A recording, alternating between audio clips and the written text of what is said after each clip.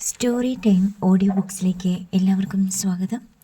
ജോസി വാഗമറ്റം എഴുതിയ നോവൽ ചാവുകടൽ. സോണിയ റോസിൻ്റെ ബന്ധുജനങ്ങളിൽ ചിലർ അവളെ പള്ളിയുടെ പുറത്തേക്ക് താങ്ങിയെടുത്തുകൊണ്ടുപോയി. മുഖവാരത്തിന് താഴെ പള്ളിനടയിൽ റോസ്മേരി മകളെ മടിയിൽ കിടത്തി. ആരോ ഒരു ബോട്ടിൽ മിനറൽ വാട്ടർ കൊണ്ടുവന്ന് അതിലുണ്ടായിരുന്ന വെള്ളം സോണിയയുടെ മുഖത്ത് കുടഞ്ഞു. അവൾ കണ്ണ് ചിമ്മി തുറന്നു.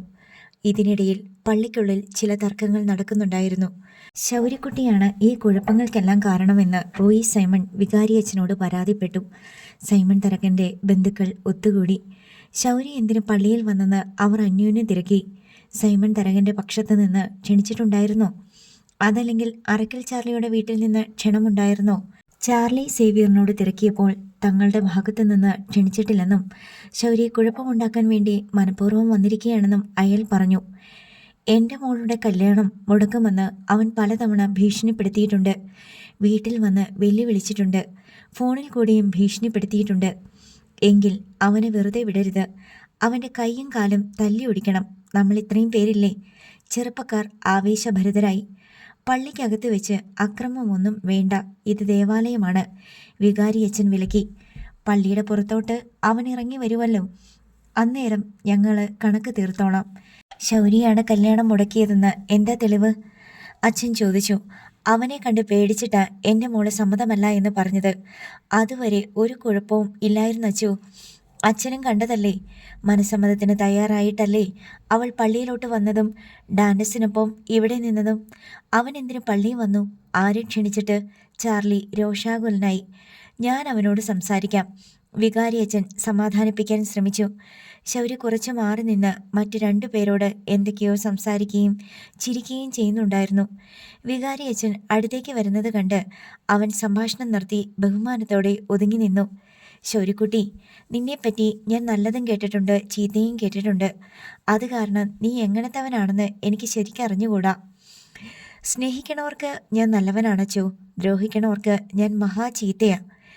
നീ ഈ മനസ്സമ്മത ചടങ്ങ് മുടക്കാൻ വേണ്ടിയാണോ പള്ളിയിൽ വന്നത്? അച്ഛനും കണ്ടതല്ലേ. ഞാൻ എന്തെങ്കിലും ചെയ്തോ? എന്തെങ്കിലും പറഞ്ഞോ? ഡാൻഡസും സോണിയയും തമ്മിലുള്ള കല്യാണം മുടക്കുമെന്ന് നീ അവരെ 2 കൂട്ടരെയും ഭീഷണിപ്പെടുത്തിയിട്ടുണ്ടായിരുന്നോ? അവർ തമ്മിലുള്ള കല്യാണം നടത്താൻ ഞാൻ സമ്മതിക്കത്തില്ലെന്ന് പറഞ്ഞിട്ടുണ്ട്. അതെന്തുകൊണ്ടാ നീ അങ്ങനെയൊരു ഭീഷണി വെച്ചത്? അച്ചോ, അറക്കൽ ചാർലി സാറിൻ്റെ മോളെ എനിക്ക് കല്യാണം കഴിക്കണം. അത് ഞാൻ സോണിയോട് പറഞ്ഞിട്ടുണ്ട്. അതുകൂടാതെ കാരക്കാട്ട് സൈമൺ തരകനോടും പറഞ്ഞിട്ടുണ്ട്. എന്നിട്ട് അവരാരെങ്കിലും സമ്മതിച്ചോ നീ അവളെ കെട്ടിക്കൊള്ളാൻ? ഇല്ല, ഞാൻ പലതവണ പറഞ്ഞിട്ടും അവർ സമ്മതിക്കണില്ല. അതുകൊണ്ടാണ് ഞാൻ ഈ കല്യാണം മുടക്കുമെന്ന് പറഞ്ഞത്. അവർക്ക് സമ്മതമല്ലെങ്കിൽ നീ പിന്മാറുകയല്ലേ ശൗര്യ വേണ്ടത്? അവളെ ഡാൻഡസ് കെട്ടിക്കൊണ്ട് പോവുകയാ. പിന്നെ ഞാൻ എങ്ങനെ അവളെ കല്യാണം കഴിക്കും? നിനക്ക് ഇങ്ങനെയൊക്കെ പറയാൻ എന്താ അവകാശം? അവരല്ലേ അവരുടെ കാര്യം തീരുമാനിക്കേണ്ടത്. അച്ചോ, അവളെ പണ്ട് കടലിൽ കൊണ്ടുപോയതാ. ഞാനാ രക്ഷിച്ചെടുത്തത്. ഇല്ലെങ്കിൽ അവളിന്ന് ജീവനോടെ കാണത്തില്ല. അങ്ങനെ ഒരു സംഭവം ഉണ്ടായോ? അച്ഛൻ വിസ്മയം പൂണ്ടു. ശൗരി ആ സംഭവം വിവരിച്ചു. അച്ഛൻ ചാർലിയോട് ചോദിച്ചപ്പോൾ അങ്ങനൊരു സംഭവം മുൻപ് ഉണ്ടായിട്ടുണ്ടെന്ന് സമ്മതിച്ചു. ശൗരി, നീ അന്ന് ചെയ്തത് ഒരു ധീരപ്രവൃത്തിയാ. അതിന് ഇന്ന് നീ പ്രതിഫലം ചോദിക്കുന്നതിൽ എന്ത് ന്യായം? അന്ന് നീ ചെയ്ത പുണ്യം ഇന്ന് നീ മഹാപാപമാക്കി മാറ്റുകയല്ലേ ചെയ്യുന്നത്. കർത്താവ് നിന്നോട് ക്ഷമിക്കുകയോ? അച്ചോ, ഞാൻ കടലിൽ നിന്ന് രക്ഷിച്ചെടുത്ത ഒരു പെണ്ണിനെ പ്രായപൂർത്തിയായപ്പോൾ കല്യാണം കഴിക്കാൻ ആശിക്കണത് തെറ്റാണോ? അത് തെറ്റല്ല. പക്ഷേ ഭീഷണിപ്പെടുത്തിയും മറ്റൊരു കല്യാണം മുടക്കിയുമല്ല ചെയ്യേണ്ടത്. അവരുടെ ഇഷ്ടം കൂടി നോക്കണം. അവർക്കെന്നെ ഇഷ്ടപ്പെടാത്തത് എൻ്റെ കുറ്റാണോ? എനിക്കെന്തിനാണ് ഒരു കുറവ്? അച്ഛൻ പറ. ഇതൊന്നും ശരിയല്ല ശൗരി, ശരിയല്ല. അവർ തമ്മിലുള്ള കല്യാണം നടക്കണം. അതാണ് അതിൻ്റെ ശരി. കർത്താവിൻ്റെ ഇഷ്ടം അതാണ്. ഇപ്പം തന്നെ അത് നടന്നില്ലെങ്കിൽ എന്തൊരു വലിയ അപമാനമാ ആ പെൺകുട്ടിയുടെ വീട്ടുകാർക്ക്. അവരല്ലേ എല്ലാ കുറ്റവും ഏൽക്കേണ്ടി വരിക. ഇനി അവർക്ക് മറ്റുള്ളവരുടെ മുന്നിൽ തല ഉയർത്തി നടക്കാൻ പറ്റുമോ? അവർക്ക് മാത്രമാണോ അപമാനം? കാരക്കാട്ട് സൈമൺ തരകനും ആ കുടുംബത്തിനും, പ്രത്യേകിച്ച് ഡാൻഡസിനും ഈ അപമാനം താങ്ങാൻ പറ്റുമോ? കാരക്കാട്ട് സൈമൺ തരകനും കുടുംബവും ഒരുപാട് പേരെ അപമാനിച്ചിട്ടുണ്ടച്ചോ. അവരുടെ കാര്യം വിട്ടേക്ക്. അറക്കൽ ചാർലി സാറിൻ്റെയും സോണിയുടെയും അപമാനം മാറ്റാൻ ഇപ്പോൾ ഒരു വഴിയുണ്ട്. എന്ത് വഴി? ആ ഡാൻഡസിനെ പിടിച്ചു മാറ്റിയിട്ട് എന്നെ അങ്ങോട്ട് കയറ്റി നിർത്തണം. എന്നിട്ട് അച്ഛൻ മുന്നേ ചോദിച്ച ചോദ്യം ഉണ്ടല്ലോ, അത് എന്നോടും അവളോടും ചോദിക്കണം.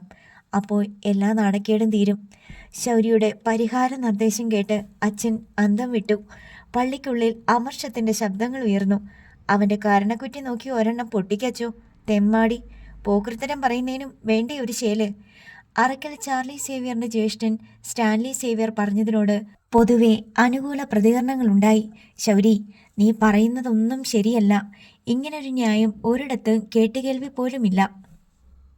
ഇനി അഥവാ അങ്ങനെ ഒരു മനസ്സ് ചോദ്യം വീണ്ടും നടത്തിയാലും സോണിയെ നിന്നെ കല്യാണം കഴിക്കാൻ സമ്മതമല്ല എന്നാണ് പറയുന്നതെങ്കിലോ? ഒരിക്കലും അവൾ അങ്ങനെ പറയത്തില്ല അച്ചോ.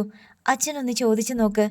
നിനക്ക് തോന്നുന്ന പോലെ വിളയാടാനുള്ള സ്ഥലമല്ല ശൗരി ദേവാലയം. നീ ഇപ്പോൾ ചെയ്യേണ്ടത് ഇവിടെ നടക്കുന്ന ചടങ്ങിന് തടസ്സം നിൽക്കാതെ പള്ളിയിൽ നിന്ന് ഇറങ്ങിപ്പോവുകയാണ്. ഞാനൊന്നിനും തടസ്സം നിൽക്കുന്നില്ല അച്ചോ. നീ ഇവിടെ നിൽക്കരുത്. നിന്നെ ആര് ക്ഷണിച്ചിട്ടാ നീ വന്നത്? ചെറുക്കൻ്റെ കൂട്ടരും പെണ്ണിൻ്റെ കൂട്ടരും പറയുന്നു നിന്നെ ക്ഷണിച്ചിട്ടില്ലെന്ന്. അവരെ ക്ഷണിക്കാത്തത് അവരുടെ മര്യാദക്കേട്. എൻ്റെ സഹോദരൻ്റെ മനസ്സമ്മതം നടക്കുമ്പോൾ അതിൽ പങ്കുകൊള്ളാൻ എനിക്ക് അവകാശമില്ലേ അച്ചോ? ശൗര്യക്കുട്ടിയുടെ ചോദ്യം പള്ളിയെ ഒരു നിമിഷം നിശബ്ദമാക്കി. നിന്റെ സഹോദരനോ? വികാരിയച്ഛൻ അന്താളിച്ചു. അച്ഛൻ പുതിയതായിട്ട് വന്നതാണല്ലോ, അറിയാൻ പാടില്ല. ഈ നിൽക്കുന്ന ഡാൻഡസ് എൻ്റെ സഹോദരനാണച്ചോ. അച്ഛന് എന്തെങ്കിലും സംശയം ഉണ്ടെങ്കിൽ അവനോട് തന്നെ ചോദിക്കണം.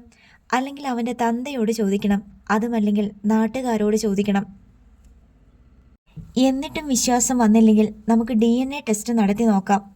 വികാരിയച്ഛൻ ഡാൻഡസിനെ നോക്കി. അവൻ്റെ ശിരസ് താണു. അച്ഛൻ സൈമൺ തരകനെ നോക്കി. അയാളുടെ മുഖം അപമാനം കൊണ്ട് വിളറി. പള്ളിക്കുള്ളിൽ നിശബ്ദത കളിയാടി. ശരി, ശൗര്യക്കുട്ടി തലയാട്ടി. അച്ഛൻ പറഞ്ഞതനുസരിച്ച് ഞാനിപ്പം തന്നെ പോകുക. പക്ഷേങ്കിൽ ഒരു കാര്യം, അറക്കൽ ചാർലിയുടെ മോള് സമ്മതമല്ലെന്ന് 2 തവണ പറഞ്ഞ മനസ്സമ്മതം ഇനി അച്ഛൻ നടത്തല്ല. നടത്തിയ ശൗര്യക്കുട്ടി പ്രശ്നം ഉണ്ടാക്കും. ശൗര്യക്കുട്ടി മുണ്ടിൻ്റെ തുമ്പെടുത്ത് കയ്യിൽ പിടിച്ചുകൊണ്ട് വാതിൽക്കലേക്ക് നീങ്ങി. അവിടെ ചെന്ന് തിരിഞ്ഞു നിന്നു. പള്ളിക്കുള്ളിലുള്ളവരെ നോക്കി. പിന്നെ എന്നെ തല്ലാൻ നിൽക്കണവരോട് ഞാൻ ഒറ്റയ്ക്കാണെന്ന് ആരും വിചാരിക്കണ്ട. എൻ്റെ മേത്ത് കൈവയ്ക്കണ ഒരുത്തനും വന്ന കോലത്തെ വീട്ടിൽ പോകത്തില്ല. എല്ലാ കണ്ണുകളും ശൗര്യക്കുട്ടിയിലായിരുന്നു. ഡാൻഡസിൻ്റെ പിന്നിൽ എൽസമ്മയ്ക്കരികെ നിന്ന റെജീന എരിയുന്ന കണ്ണുകളോടെ ശൗര്യയെ നോക്കി ശപിച്ചു. നീ ഒരിക്കലും ഗുണം പിടിക്കത്തില്ല. ശൗര്യക്കുട്ടി ഇറങ്ങിപ്പോയപ്പോൾ ആളുകൾക്കിടയിൽ ഒരു ചലനമുണ്ടായി. അച്ഛൻ എല്ലാവരോടുമായി പറഞ്ഞു, ആരും വഴക്കിന് നിൽക്കരുത്.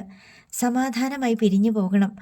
ആളുകൾ പല സംഘങ്ങളായി തിരിഞ്ഞ് അടക്കം പറച്ചിൽ തുടങ്ങി. സോണിയയെ ഒരിക്കൽ കൂടി അൾത്താരയ്ക്ക് മുന്നിലെത്തിച്ച് മനസ്സമ്മതം ചോദിച്ചാലോ എന്ന അഭിപ്രായവും പൊന്തി വന്നു. ശൗര്യക്കുട്ടിയെ അടിക്കണമെന്ന തീരുമാനത്തിൽ കുറേ ചെറുപ്പക്കാർ പാർക്കിംഗ് ഗ്രൗണ്ടിലേക്ക് പോയി. ശൗര്യക്കുട്ടി തൻ്റെ ബുള്ളറ്റ് ബൈക്കിൽ കയറിയിരുന്ന് സ്റ്റാർട്ട് ചെയ്തു. അവൻ്റെ ഇരുവശത്തുമായി 2 കാറുകൾ മെല്ലെ നീങ്ങി തുടങ്ങി. 2 കാറുകളും അതിനു മധ്യേ ശൗര്യക്കുട്ടിയുടെ ബൈക്കും വരുന്നത് കണ്ട് തല്ലാൻ ചെന്നവർ ഒഴിഞ്ഞു മാറി.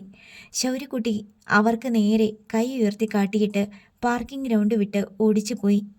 സോണിയ റോസിനെ പള്ളി നടയിലിരുത്തി ബന്ധുജനങ്ങൾ നിർബന്ധിക്കുന്നുണ്ടായിരുന്നു. ചടങ്ങ് വീണ്ടും നടത്താം. നീ സമ്മതം പറയണം. പറയാൻ പറ്റുമോ? വേണ്ട, വീട്ടിൽ പോയാൽ മതി. സോണിയ കരഞ്ഞുകൊണ്ട് പറഞ്ഞു. ഉച്ചയൂണിന് മീൻ വറുക്കുകയായിരുന്നു എമിലി. കുഞ്ഞന്ന പാടുന്ന ഫോണുമായി അടുക്കളയിലേക്ക് ചെന്നു. കുറേ നേരം കൊണ്ട് ചലയ്ക്കണം, കുഞ്ഞന്ന പറഞ്ഞു. എമിലി ഫോൺ അറ്റൻഡ് ചെയ്തു. ചേച്ചി എവിടെ പോയി കിടക്കണ്? എന്തുമാത്രം വിളിച്ച്? റജീനയുടെ കോപാകുലമായ ശബ്ദം കേട്ട് എമിലി അമ്പരന്നു. നിനക്ക് എന്നാ പറ്റിയടി? നീ മനസ്സമ്മതത്തിന് പോയവളല്ലേ? മനസ്സമ്മതം? എന്നെ കൊണ്ടൊന്നും പറയിക്കല്ലേ. അവനങ്ങോട്ട് വന്നില്ലേ? ആ തെണ്ടി, പട്ടി, ചെയ്ത്താൻ, പിശാജ്. നീ ആരുടെ കാര്യമാണ് പറയണത്? ജോജോ നിന്റെ കൂടെ ഇല്ലേ? അവനിങ്ങോട്ട് വന്നില്ലല്ലോ. റജീന തൻ്റെ മകനെയാണ് ഉദ്ദേശിച്ചതെന്ന് അറിയാമായിട്ടും അറിയാത്ത മട്ടിൽ എമിലി ചോദിച്ചു. ചേച്ചി. റജീന രണ്ടും കൽപ്പിച്ച പോലൊരു വിളി വിളിച്ചു. ഞാനിവിടെ ഒരു ബോംബ് മാതിരി നിൽക്കുക. എപ്പോഴാ പൊട്ടിത്തെറിക്കണേന്ന് പറയാൻ പറ്റത്തില്ല. വെച്ചോണ്ടിരിക്കണ്ടേ, നീ പൊട്ടിത്തെറിക്കേ, എമിലി തമാശ മട്ടിൽ പറഞ്ഞു. ചേച്ചിയെ ഓർത്ത് മാത്രമാണ് ഞാൻ ഇത്രയും കാലം ക്ഷമിച്ചത്. അവൻ വരുമ്പം ആ പട്ടിയോട് പറഞ്ഞേക്ക് അവനെ ഈ റജീന വെറുതെ വിടില്ലെന്ന്. ഞാൻ അവന് വെച്ചിട്ടുണ്ടെന്ന് പറഞ്ഞേക്ക്. പല്ല് കടിച്ചാണ് റജീന പറയുന്നതെന്ന് എമിലിക്ക് മനസ്സിലായി. ഇത്രയ്ക്ക് ദേഷ്യപ്പെടാൻ എന്തുണ്ടായിടി? അവൻ ഡാൻഡസിൻ്റെ കല്യാണം മുടക്കിയിരിക്കണ്. പന്നി. അവൻ ചെവിയെ നുള്ളിക്കോട്ട്. മുതലും പലിശയും ചേർത്ത് അവന് കിട്ടുമെന്ന് പറഞ്ഞേക്ക്. മനസ്സമ്മതം മുടക്കിയെന്നോ? എമിലി അന്താളിച്ചു. എങ്ങനെ? അവൻ എന്താ ചെയ്തത്? അവൻ പള്ളിയിൽ വന്നിട്ടുണ്ടായിരുന്നു. മനസ്സമ്മതം നടന്നില്ല. ബാക്കിയൊന്നും ഞാൻ പറയണ്ടല്ലോ, വെക്കുക. ചേച്ചി കരുതിയിരുന്നോ?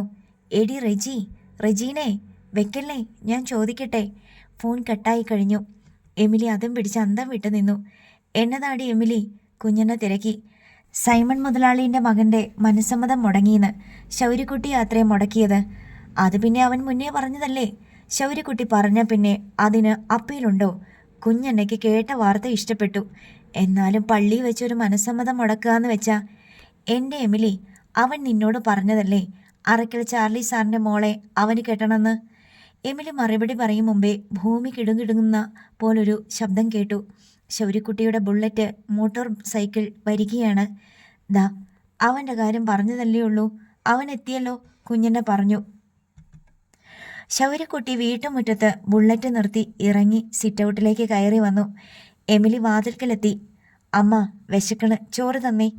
നീ പള്ളി പോയതല്ലേ മനസ്സമ്മതത്തിന്, അവിടുന്ന് കിട്ടിയില്ലേ ഊണ്? എമിലി അവനെ ചുഴിഞ്ഞു നോക്കി. ഞാൻ ഉണ്ണാൻ നിന്നില്ല, അതിനു മുമ്പേ പോന്ന്. ശൗരി അകത്തേക്ക് കയറാൻ ഭാവിച്ചു. എടാ അവിടെ നിൽക്ക്, എമിലി തടഞ്ഞു. നീ ആ മനസ്സമ്മതം മുടക്കിയോ? ഏയ്, ഞാനൊന്നും ചെയ്തില്ല. പിന്നെ നീ എന്തിനാ പള്ളി പോയത്? മനസ്സമ്മതം കാണാൻ. നീ ഒന്നും ചെയ്തില്ലേ ശൗരി? എൻ്റെ അമ്മേ, ഞാൻ വെറുതെ കൈയും കെട്ടി നോക്കി നിന്നതേയുള്ളൂ. പിന്നെ എങ്ങനെയാ മനസ്സമ്മതം മുടങ്ങിയത്? അച്ഛൻ അവളോട് ചോദിച്ച് ഡാനിസിനെ കെട്ടാൻ സമ്മതമാണോന്ന്. അവൾ പറഞ്ഞു അല്ലാന്ന്. അവൾ എന്തുകൊണ്ടാണ് അങ്ങനെ പറഞ്ഞത്? ആ, ശൗരി കൈ മലർത്തി. നീ അറിയാണ്ട് അവൾ അങ്ങനെ പറയത്തില്ലാന്ന് എനിക്കറിയാലോടാ. എമിലി ശൗരിയുടെ കണ്ണിലേക്ക് തുറച്ചു നോക്കി. അവൾ അങ്ങനെ പറയുന്നത് നിനക്കറിയത്തില്ലായിരുന്നാ? അതെനിക്കറിയായിരുന്നു, ശൗര്യക്കുട്ടി പറഞ്ഞു. നീ പറയിപ്പിച്ചതല്ലേ? അതെ. കഷ്ടം, ഒരു പെണ്ണിൻ്റെ മാനം കളഞ്ഞില്ലേടാ. അമ്മ, അവൾക്കൊരു മാനവും പോയിട്ടില്ല. പോയെന്നൊരു സങ്കടം അവൾക്കുണ്ടെങ്കിൽ അതിൻ്റെ ഇരട്ടി അഭിമാനം കൊടുക്കാനും എന്നെ കൊണ്ട് പറ്റും. എന്നാലും എന്തൊരു നാണക്കേടായി പോയടാ. അവൾ എങ്ങനെ സഹിക്കും? അവളെ രക്ഷിക്കാനാണമ്മ ഞാൻ ചെയ്തത്. അത് അമ്മയ്ക്ക് മറ്റന്നാൾ മനസ്സിലാകും. മറ്റന്നാൾ എന്നാ മനസ്സിലാകാനാ? സൈമൺ തരകനും ഭാര്യയും മക്കളും പിച്ചച്ചട്ടിയെടുത്ത് പെരുവഴിയിലോട്ടിറങ്ങും. അയാളുടെ ബംഗ്ലാവി ശൗര്യക്കുട്ടി കയറി താമസിക്കും. എമിലി കണ്ണുമിഴിച്ച് മകനെ നോക്കി. മോനെ ശൗര്യക്കുട്ടി, നീ ദൈവത്തെ മറന്നൊന്നും ചെയ്യലേടാ, അതിന് തിരിച്ചടി കിട്ടും. അമ്മ, കാരയ്ക്കാട്ട് സൈമൺ തരകനെയും അയാളുടെ കുടുംബത്തെയും നശിപ്പിക്കുന്ന ദൈവത്തോടും പിശാചിനോടും വരെ വാത് വെച്ചവനാ ഞാൻ. കാരയ്ക്കാട്ട് കുടുംബത്തിലെ ഒരാൾക്കും വേണ്ടി അമ്മയുടെ മനസ്സലിയരുത്. അലിഞ്ഞ ശൗര്യക്കുട്ടി തോറ്റുപോകും. അത്രയും പറഞ്ഞ് ശൗര്യക്കുട്ടി അകത്തേക്ക് കയറി. എമിലി ഒന്നും പറയാനാകാതെ നിന്നു. മൈക്കേലിൻ്റെ ബൈക്ക് വരുമ്പോൾ മേബിൾ സിറ്റൗട്ട് നിൽപ്പുണ്ടായിരുന്നു.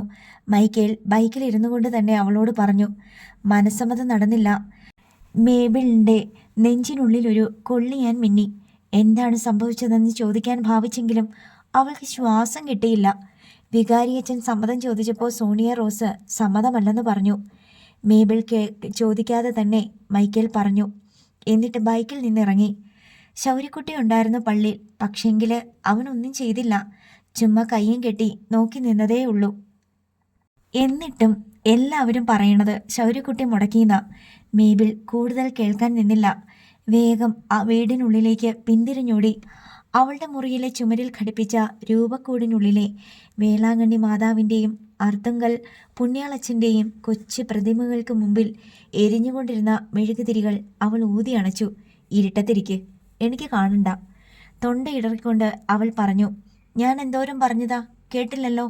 പുകഞ്ഞുകൊണ്ടിരുന്ന സാമ്പ്രാണിത്തിരികളും അവൾ എടുത്ത് ഗ്ലാസ്സിനുള്ളിൽ കുത്തിക്കെടുത്തി.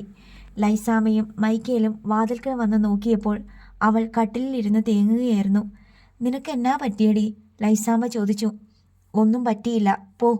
അവൾ കൈ എത്തിച്ച് മുറിയിലെ ബൾബും സ്വിച്ച് ഓഫ് ചെയ്തു. വീട്ടിൽ തിരിച്ചെത്തിയിട്ടും സോണിയ റോസ് കരച്ചിൽ തന്നെയായിരുന്നു.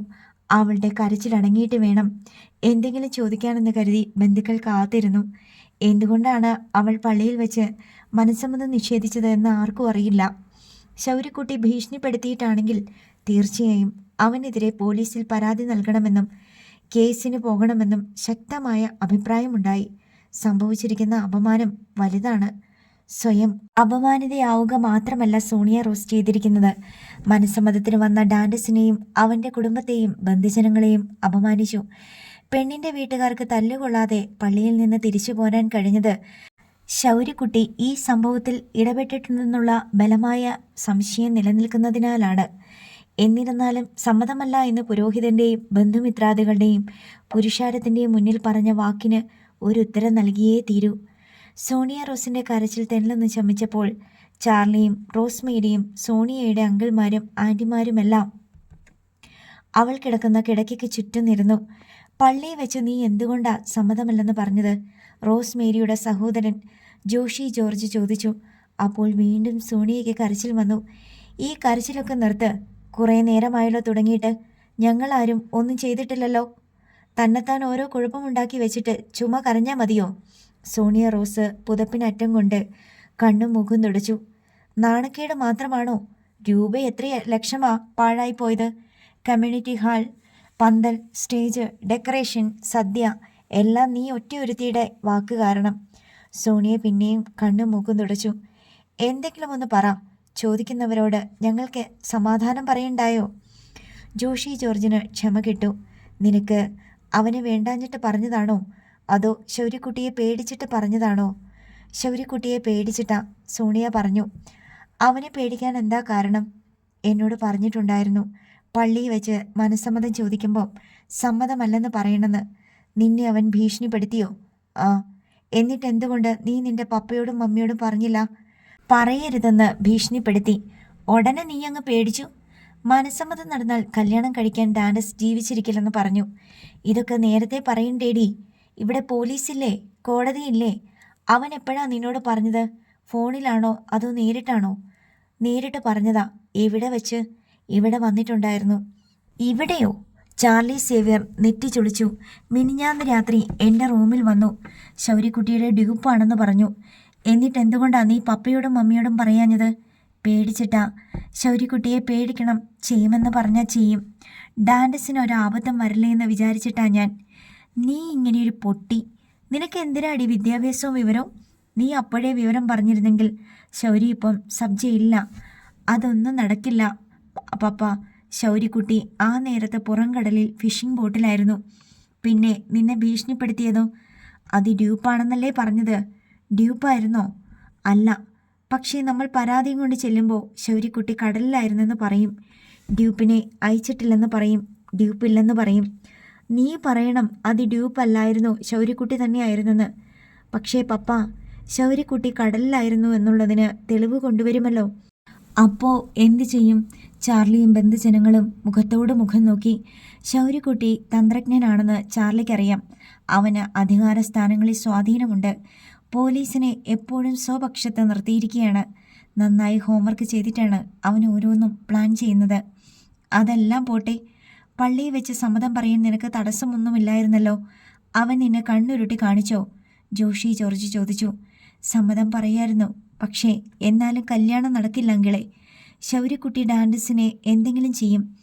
ഒന്നാമതേ കാരക്കാട്ടുകാരുമായി ശൗര്യക്കുട്ടി ഭയങ്കര ശത്രുതയാ. സോണിയ വെളിപ്പെടുത്തി. ഇതിപ്പം ഈ നാണക്കേട് മായ്ക്കാൻ എന്താ ഒരു മാർഗം? ബന്ധുക്കൾ തല പുകച്ചു. ഇതിനിടയിൽ ചാർലിയുടെ ഫോണിലേക്ക് ഒരു കോൾ വന്നു. നമ്പർ നോക്കിയിട്ട് ചാർലി ഉദ്യോഗത്തോടെ പറഞ്ഞു. ശൗര്യാണ്. എടുത്ത് സംസാരിക്ക്, റെക്കോർഡിലിട്ട് സംസാരിക്ക്. ജോഷി ജോർജ് ജാഗരൂകനായി. ചാർലി സേവ്യർ ഫോണിലെ കോൾ റെക്കോർഡർ ഓൺ ചെയ്തിട്ട് ശൗര്യക്കുട്ടിയുടെ കോൾ അറ്റൻഡ് ചെയ്തു. ഹലോ ഹലോ, ഞാൻ ചെല്ലിക്കടപ്പുറത്തുനിന്ന് ശൗര്യ. ചാർലി സേവ്യർ ഒന്നും മിണ്ടിയില്ല. സ്പീക്കർ മോഡിലിട്, ജോഷി ജോർജ് ചാർലിയോട് മന്ത്രിച്ചു. ചാർലി ഫോൺ സ്പീക്കർ മോഡിലാക്കി. ചാർലി സാറിന് എന്നെ മനസ്സിലായില്ല. ഞാൻ ശൗരി. നിങ്ങളുടെ മോടെ മനസ്സമ്മതത്തിന് ഞാൻ ഇന്ന് പള്ളി വന്നിട്ടുണ്ടായിരുന്നല്ലോ. എനിക്ക് മനസ്സിലായി. നീ വിളിച്ച കാര്യം പറ. സാറിൻ്റെ മോടെ മനസ്സമ്മതം നടക്കാത്തതിൽ എനിക്ക് ഭയങ്കര വിഷമമുണ്ട് സാറേ. കഷ്ടമായി പോയി. നീ കാരണമല്ലേടാ തെണ്ടി അത് നടക്കാതെ പോയത്? ഞാൻ കാരണമോ? ഞാൻ എന്നാ ചെയ്തെന്നാ ചാർലി സാറ് പറയണത്? പിന്നെ തെണ്ടി ഞാനല്ല കേട്ടോ. നിങ്ങളുടെ മോളെ കെട്ടാൻ പോകുന്ന ആ ഡാൻഡസില്ലേ, അവനാണ് തെണ്ടി. ഇപ്പം അവൻ തെണ്ടിയല്ലായിരിക്കും, പക്ഷെങ്കിൽ മറ്റന്നാൾ തിങ്കളാഴ്ച മുതൽ അവൻ തെണ്ടിയാകും. വെറും തെണ്ടിയല്ല, സൂപ്പർ തെണ്ടി.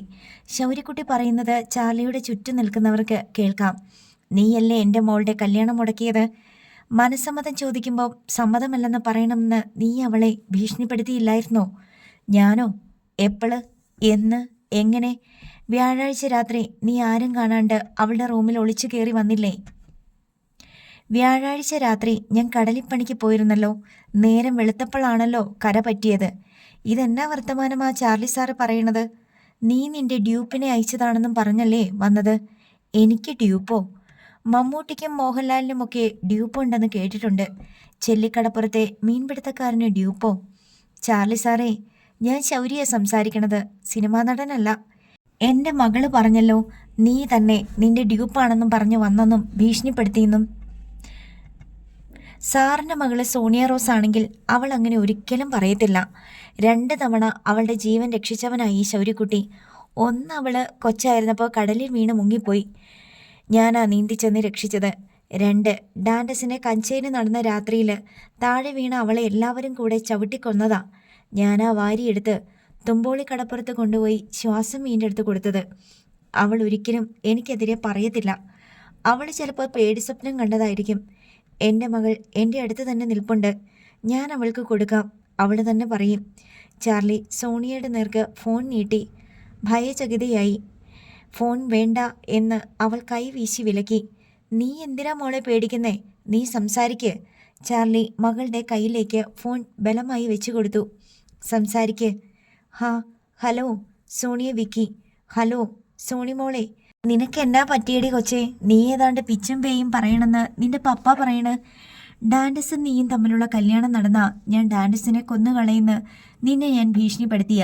അതും പുറംകടലിൽ മീൻ പിടിച്ചുകൊണ്ടിരിക്കണം ഞാൻ. ശൗര്യക്കുട്ടിയാണോന്ന് എനിക്ക് അറിഞ്ഞുകൂടാ. ഡ്യൂപ്പാണെന്നും പറഞ്ഞ് ശൗര്യക്കുട്ടിയെപ്പോലെ തോന്നിക്കണ ഒരാളെ വന്ന് ഭീഷണിപ്പെടുത്തി. എൻ്റെ പേരും പറഞ്ഞ് വല്ലവരും വന്നാ ഞാൻ എന്നാ ചെയ്യാനാണ് മോളെ? നീ വിഷമിക്കേണ്ട കേട്ടോ. നിന്റെ കല്യാണം നടക്കും. എൻ്റെ പേരും പറഞ്ഞ് ആരും നിന്നെ കെട്ടാൻ തയ്യാറായില്ലെങ്കിൽ ഈ ശൗര്യക്കുട്ടി നിന്നെ കെട്ടും. 3 തരം. നീ ആ ഫോൺ നിന്റെ പപ്പയുടെ കയ്യിലോട്ട് കൊടുത്താട്ട്. കയ്യിൽ ചുറ്റിയ പാമ്പിനെ വച്ച് നീട്ടുന്ന പോലെ സോണിയ വേഗം ഫോൺ ചാർലിയുടെ നേർക്ക് നീട്ടി. ചാർലി അത് വാങ്ങി. നീ എന്താ മോളെ അത് അവൻ തന്നെയായിരുന്നെന്ന് തർപ്പിച്ച് പറയാത്തത്? ചാർലിക്ക് ഇച്ഛാഭംഗമായി. പപ്പ സംസാരിക്ക്. ചാർലി ഫോൺ ചെവിയോടടുപ്പിച്ചു. ഹലോ ചാർലി സാറ് വിഷമിക്കേണ്ട കേട്ടോ. ലോകത്ത് ഇതാദ്യത്തെ സംഭവമൊന്നുമല്ല മനസ്സമ്മതം മുടങ്ങണത്. സാറിൻ്റെ മോടെ കല്യാണം കെങ്കെമ്മായിട്ട് നടക്കും. ആരും അവളെ കെട്ടാൻ വന്നില്ലെങ്കിൽ ഞാൻ അവളെ കെട്ടും. അവളോട് ഞാൻ പറഞ്ഞിട്ടുണ്ട്. ചേക്കട്ടാ. ശരിയേ. കോൾ കട്ടായി. നീ എന്താടി പെണ്ണെ അവൻ്റെ അടുത്ത് തർക്കിച്ച് പറയാത്തത്? എന്നെ ശൗര്യ തന്നെയാണ് ഭീഷണിപ്പെടുത്തിയത്, വേറെ ആരുമല്ല, എനിക്ക് ഉറപ്പുണ്ടെന്ന്. ജോഷി ജോർജ് സോണിയ റോസിനോട് ദേഷ്യപ്പെട്ടു. അങ്കിളെ, ഞാൻ എത്ര ആണയിട്ട് പറഞ്ഞാലും ശൗര്യക്കുട്ടി സമ്മതിക്കുമോ? അല്ലെന്നല്ലേ പറയൂ. എന്നാലും നിനക്ക് പറയാനുള്ളത് പറയാറുന്നല്ലോ. ഫോൺ റെക്കോർഡിലല്ലേ? നിന്റെ റൂമിൽ അവൻ ഒളിച്ചു കയറിയതും ഭീഷണിപ്പെടുത്തിയതും എല്ലാം നീ തറപ്പിച്ച് പറയുന്നെങ്കിൽ അത് തന്നെ ഒരു തെളിവായേനെ. അവൻ എത്ര നിഷേധിച്ചാലും ശരി, നീ വിട്ടുകൊടുക്കാതെ പറയണമായിരുന്നു. ഇതിപ്പോൾ കേൾക്കുന്നവർക്ക് അവൻ പറഞ്ഞതാണ് ശരിയെന്ന് തോന്നുമല്ലോ. അങ്കിളെ, ശൗര്യക്കുട്ടിയുടെ ശബ്ദം കേട്ടപ്പോൾ തന്നെ എനിക്ക് പേടിയായി. ആരോടും പറയരുതെന്ന് പറഞ്ഞല്ലേ എന്നെ ഭീഷണിപ്പെടുത്തിയത്? ഇതിപ്പം ഞാൻ എല്ലാവരോടും പറഞ്ഞെന്ന് ശൗര്യക്കുട്ടി അറിഞ്ഞല്ലോ. ഇനി ശൗര്യക്കുട്ടി എന്താ ചെയ്യാൻ പോണേന്ന് ആർക്കറിയാം? അവൻ എന്ത് ചെയ്യാനാ? ജോഷി ജോർജ് ചോദിച്ചു. അയാൾ എന്തും ചെയ്യും അങ്കിളെ. എൻ്റെ റൂമിൽ എങ്ങനെ കയറി വന്നെന്ന് ദൈവത്തിന് പോലും അറിയില്ല. കീ ഹോളിൽ കൂടി കയറി വരാനുള്ള മന്ത്രം പോലും അറിയാമെന്നാ പറയുന്നേ. പപ്പ എന്നോട് മിനിഞ്ഞാന്ന് രാത്രി സംസാരിച്ചില്ലേ? അന്നേരം ശൗര്യക്കുട്ടി റൂമിലില്ല. പപ്പ പോയി കഴിഞ്ഞ് ഞാൻ നോക്കുമ്പം റൂമിലുണ്ട്. ഇനിയും അതുപോലെ വന്നാൽ ഞാൻ എന്നാ ചെയ്യും? നിങ്ങളാരും അറിയില്ല അയാൾ വരുന്നതും പോകുന്നതും. കുടുംബാംഗങ്ങൾക്കിടയിൽ ആശയക്കുഴപ്പമുണ്ടായി. സോണിയ പറയുന്നതിലും കാര്യമുണ്ട്. വിളഞ്ഞ വിത്താണവൻ. നമ്മൾ കോൾ റെക്കോർഡ് ചെയ്യുന്നുണ്ടെന്ന് അവന് മനസ്സിലായി. അതുകൊണ്ടാണ് ഒന്നും അറിയാത്ത പോലെ അവൻ സംസാരിച്ചത്. ജോഷി ജോർജ് അഭിപ്രായപ്പെട്ടു. മറ്റന്നാൾ മുതൽ ഡാൻഡസ് വെറും തെണ്ടിയാണെന്ന് അവൻ പറഞ്ഞത് എന്തുദ്ദേശിച്ചാ? റോസ് മേരി ആരോടെന്നില്ലാതെ ചോദിച്ചു. കാരക്കാട്ടുകാര് ഭയങ്കര കടത്തിൽ മുങ്ങി നിൽക്കുവാണത്രേ. അതും ശൗര്യക്കുട്ടി അന്ന് രാത്രി പറഞ്ഞിരുന്നു. സോണിയ റോസ് വെളിപ്പെടുത്തി. എന്തായാലും ഈ പേരുദോഷം മാറിക്കിട്ടണമെങ്കിൽ കുറേ കാലം പിടിക്കും. ജോഷി ജോർജ് പിറുപിറുത്തു. അവനെതിരെ പോലീസിൽ കംപ്ലൈൻറ്റ് കൊടുക്കണ്ടേ? റോസ് മേരി ചോദിച്ചു. അവൻ കല്യാണം മുടക്കിയെന്ന് എന്താ തെളിവ്? സോണി ഒരു പരാതി എഴുതി ഒപ്പിട്ട് കൊടുക്കട്ടെ. വേണമെങ്കിൽ ദേഹോപദ്രവം ഏൽപ്പിച്ചെന്നോ മാനഭംഗത്തിന് ശ്രമിച്ചെന്നോ ഒക്കെ എഴുതി ചേർക്കാം, വകുപ്പ് മാറും. അവൻ ചിലപ്പോൾ 8-10 വർഷം ജയിലിൽ കിടക്കേണ്ടി വരും. വേണ്ട, സോണി എതിർത്തു. കള്ളപ്പരാതി കൊടുക്കാനൊന്നും ഞാനില്ല. പോലീസിൽ കംപ്ലൈൻറ്റ് കൊടുത്തതിൻ്റെ പേരിൽ അയാൾ ഡാൻഡസിനെ വല്ലതും ചെയ്താലോ? അങ്ങനെയൊക്കെ പേടിച്ച അവനങ്ങ് രക്ഷപ്പെട്ടു പോകും. ജോഷി ജോർജ് പറഞ്ഞു. നമ്മളുമായിട്ട് ഫോണിൽ സംസാരിച്ചത് ശൗര്യക്കുട്ടിയും റെക്കോർഡ് ചെയ്തിട്ടുണ്ടെങ്കിൽ നമ്മൾ പറയുന്ന നുണയെല്ലാം പൊളിയും. വേണ്ട. ചാർലി മകളുടെ പക്ഷം ചേർന്നു. കാരക്കാട്ട് ബംഗ്ലാവിന് തീ പിടിച്ചാലുള്ള മാനസികാവസ്ഥയിലായിരുന്നു സൈമൺ തരകൻ. അറയ്ക്കൽ ചാർലിയെ വിളിച്ച് വായിക്കു വരുന്ന തെറിയെല്ലാം വിളിക്കാൻ വേണ്ടി അയാൾ ഫോൺ കയ്യിലെടുത്തെങ്കിലും മക്കൾ വിലക്കി. ചാർലി സാറിൻ്റെ ഭാഗത്ത് എന്തെങ്കിലും കുഴപ്പമുണ്ടെന്ന് തോന്നുന്നില്ല പപ്പ. കല്യാണത്തിന് 10,000-20,000 പേരെ ക്ഷണിച്ച് പന്തലും കെട്ടി സദ്യ ഉണ്ടാക്കിയിട്ട് ചാർലി സാറ് ഇങ്ങനെയൊരു മണ്ടത്തരം കാണിക്കുമോ? റോയി സൈമൺ പറഞ്ഞു. അയാളല്ലെങ്കിൽ അയാളുടെ മോള് കാണിച്ചില്ലേ തന്തയ്ക്ക് പുറക്കായിക? തലേ ദിവസം പോലും അവൾ പറഞ്ഞില്ലല്ലോ കഴിവറുടെ മോള്. പപ്പ, എന്താ സംഭവിച്ചതെന്ന് ആർക്കും അറിയില്ല. പള്ളിയിൽ വെച്ച് അങ്ങനെ പറയണമെങ്കിൽ തക്കതായ എന്തെങ്കിലും കാരണം കാണും. ചാർലി സാറിന് പോലും അറിഞ്ഞുകൂടാ സോണി എന്തുകൊണ്ടാ അങ്ങനെ പറഞ്ഞതെന്ന്. ചാർലി ചോദിക്കണ്ടേ? പള്ളിയിൽ വെച്ച് തന്നെ നായിൻ്റെ മോടെ ചികിട്ടത്ത് 4 എണ്ണം പൊട്ടിച്ചോണ്ട് അയാൾ ചോദിക്കണ്ടായോ? ചെയ്തില്ലല്ലോ. അയാൾ എന്തിനാ അവിടെ തന്തയാണെന്നും പറഞ്ഞുകൊണ്ട് നടക്കുന്നത്? അയാളാണോ തന്ത? സൈമൺ തരകൻ ആക്രോശിച്ചു. എൻ്റെ പപ്പ, അവരൊക്കെ പപ്പയുടെ മാതിരി വെട്ടെന്നും മുറി രണ്ടെന്നും പറഞ്ഞ് എടുത്തു ചാടണ കൂട്ടരല്ല. സമാധാനക്കാരാ. ചാർലി സാറും എടുത്തുചാട്ടക്കാരനല്ല. അവർ വീട്ടിൽ ചെന്ന സോണിയോട് കാര്യങ്ങൾ ചോദിച്ച് മനസ്സിലാക്കും. എന്നിട്ട് നമ്മളെ വിളിച്ചു പറയും. ഇനി വിളിച്ചു പറഞ്ഞിട്ട് എന്നാ ഉണ്ടാക്കാനാ? എടാ, 4 ജന്മം കുളിച്ചാൽ തീരുവടാ ഈ നാറ്റം. മനുഷ്യൻ്റെ കണ്ണുവെട്ടത്തോട്ട് ഇറങ്ങാൻ പറ്റുമോ? ഇനി നമ്മളൊക്കെ ജീവിച്ചിരുന്നിട്ട് എന്നാടാ ഗുണം? അത്രയ്ക്ക് നാറിപ്പോയില്ലേ? കാരക്കാട്ട് സൈമൺ തരകൻ്റെ മോനെ പള്ളിയിൽ വെച്ച് മനസ്സമ്മതത്തിന് ചാർലിയുടെ മോള് വേണ്ടാന്ന് പറഞ്ഞെന്ന് ചെല്ലാനം മുതൽ അങ്ങ് നീണ്ടകര വരെയുള്ള സകല കടപ്പുറംകാരും ചിരിക്കും. അങ്ങോട്ടും ഇങ്ങോട്ടും കുശുകുശുക്കും. കാരക്കാട്ടുകാരുടെ നാണക്കേടും വീഴ്ചയും അവർക്കെല്ലാം ആഘോഷമാണ്. അത് കണ്ട് സന്തോഷിക്കാനിരിക്കുന്നവരാ എല്ലാ കഴിവറുടെ മക്കളും. അപ്പോഴേക്കും റോബിൻ ഒരു കാറിൽ ഗേറ്റ് കടന്നു വന്നു. അവൻ കാർ നിർത്തി ചാടിയിറങ്ങി ഹാളിലേക്ക് വന്നു. പപ്പ, മനസ്സമ്മതം മുടങ്ങിയതിൻ്റെ വീഡിയോ വാട്സപ്പിലും ഫേസ്ബുക്കിലും എല്ലായിടത്തും. അവൻ തൻ്റെ മൊബൈൽ ഫോൺ നീട്ടി കാണിച്ചു. അതാരെടുത്തു? വീഡിയോക്കാരാണോ? റോയി സൈമൺ ചോദിച്ചു. ആയിരിക്കും. ആരൊക്കെയോ ചടങ്ങ് വീഡിയോയിലും മൊബൈലിലും പിടിക്കുന്നുണ്ടായിരുന്നു. റോബിൻ മൊബൈലിലെ വീഡിയോ പ്ലേ ചെയ്ത് കാണിച്ചു. പള്ളിയിലച്ചൻ ഡാൻഡസിനോട് മനസ്സമ്മതം ചോദിക്കുന്നിടത്തു നിന്നാണ് തുടക്കം. അവിടം മുതൽ സോണിയ ബോധം കെട്ട് വീഴുന്നതിന് തൊട്ടു മുൻപ് വരെയുള്ള ദൃശ്യങ്ങൾ. പിന്നീടുണ്ടായ വാക്കുതർക്കങ്ങളുടെ ചില ഭാഗങ്ങളും കൂട്ടിച്ചേർത്തിട്ടുണ്ട്. ഏത് തന്തയ്ക്ക് പിറക്കാത്തവനാ ഈ പണി കാണിച്ചത്? അതായിരുന്നു സൈമൺ തരകൻ്റെ പ്രതികരണം.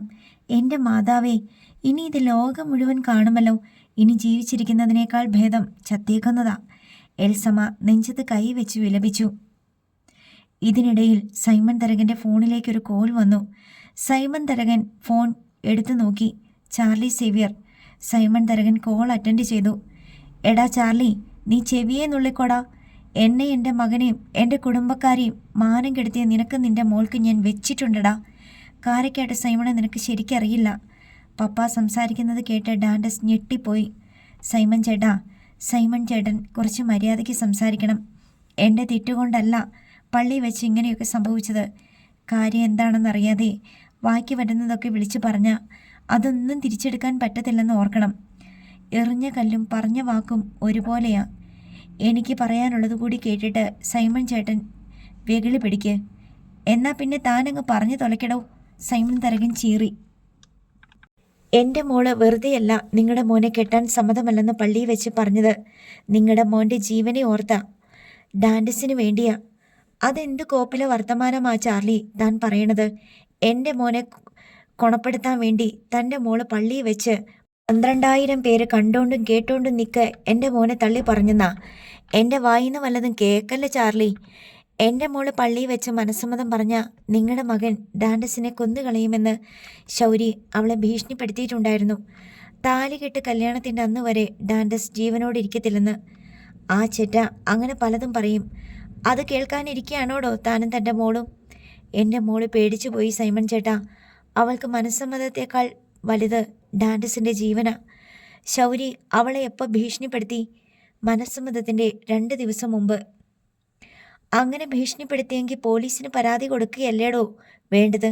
അതിനു പകരം പള്ളിയിൽ വെച്ച് തെണ്ടിത്തരം കാണിച്ചിട്ട് ഇപ്പോൾ ഓരോ ന്യായം. സൈമൻ ചേട്ടാ, കുറച്ചുകൂടെ മര്യാദയ്ക്ക് സംസാരിക്കുക. അവൾ ഒരു തവണ തള്ളിപ്പറഞ്ഞെങ്കിലും അത് മനസ്സായിട്ട് പറഞ്ഞതല്ല. ഇനിയാണെങ്കിലും ഡാൻഡസും സോണിയും തമ്മിലുള്ള കല്യാണം നടക്കും. ഇനിയോ? ഭൂ, ഇനി എൻ്റെ പട്ടിക്ക് പോലും വേണ്ട തൻ്റെ മോളെ. ഛർദ്ദിച്ചത് ഭക്ഷിക്കത്തില്ലടോ കാരക്കാട്ടുകാര്. പപ്പ പറയുന്നത് കേട്ട് ഡാൻഡസ് വീണ്ടും ഞെട്ടി. എൻ്റെ മോളെ തൻ്റെ മകന് വേണ്ടെങ്കിൽ തൻ്റെ മകനെ എനിക്കും വേണ്ടടോ. ചേട്ടാന്നുള്ള വിളിയൊക്കെ ഞാനങ്ങ് നിർത്തുക.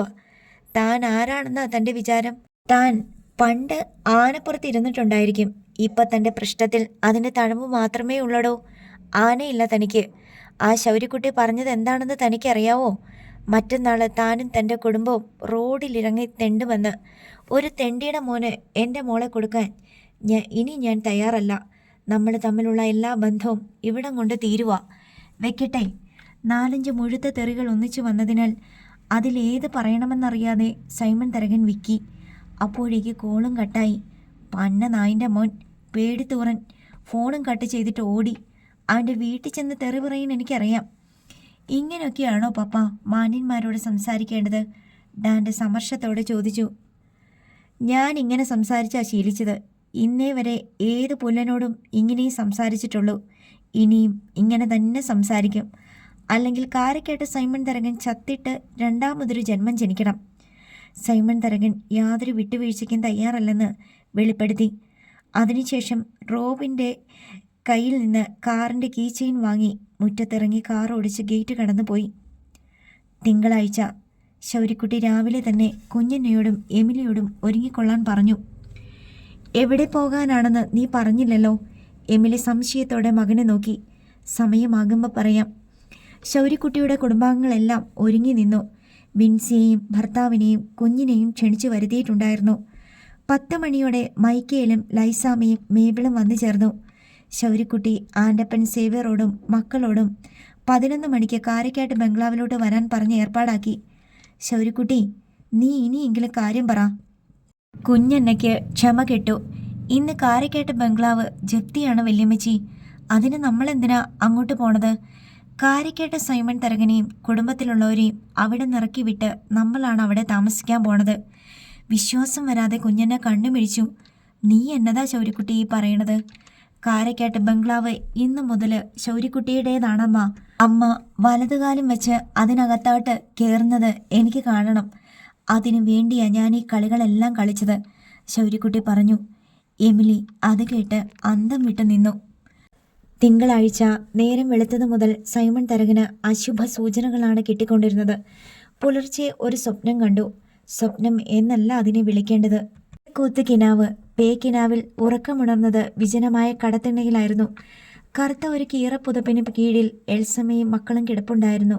എൽസമ്മ പെട്ടെന്ന് കണ്ണുമിഴിച്ച് എഴുന്നേറ്റിരുന്നു. മക്കളെ കുലുക്കി ഉണർത്തി. 4 ചെറിയ കുട്ടികൾ, 5-നും 15-നും ഇടയ്ക്ക് പ്രായമുള്ള ബാലകർ. എല്ലാവർക്കും വിശക്കുന്നുണ്ട്. കറുത്ത തുണിയിൽ പൊതിഞ്ഞ മാറാപ്പുകൾ ഓരോരുത്തരുടെയും തലയ്ക്കൽ ഇരിപ്പുണ്ടായിരുന്നു. രാവിലെ എന്തെങ്കിലും കഴിക്കണമെങ്കിൽ തെണ്ടണം. ഓരോരുത്തരും ഓരോ മാറാപ്പ് ചുമലിലേറ്റി. എല്ലാവരും പഴകിയതും പിഞ്ഞു കീറിയതുമായ വസ്ത്രങ്ങളാണ് ധരിച്ചിരിക്കുന്നത്. എല്ലാവരുടെയും കയ്യിൽ പിച്ചപാത്രങ്ങളുമുണ്ട്. ഡാൻഡസിൻ്റെ കയ്യിൽ ഒരു തകരപാത്രമാണുള്ളത്. വിജനമായി തെരുവിൽ നിന്ന് നടന്ന് ആൽത്തറമുക്കും കഴിഞ്ഞ് തിരക്കുള്ള തെരുവിലേക്കിറങ്ങി. ഡാൻഡസ് തകരപ്പാട്ട് കുട്ടിക്കൊണ്ട് പാടാൻ തുടങ്ങി. അത്ഭുതകരമായ കാഴ്ച കണ്ടിട്ടെന്ന പോലെ ആളുകൾ തടിച്ചുകൂടാൻ തുടങ്ങി. അവരെല്ലാം കൈ ചൂണ്ടിക്കൊണ്ട് പറയുന്നുണ്ടായിരുന്നു, കാരക്കാട്ടെ സൈമൺ മുതലാളിയല്ലേ അത്? അതുകൊണ്ടെന്താ കുഴപ്പം?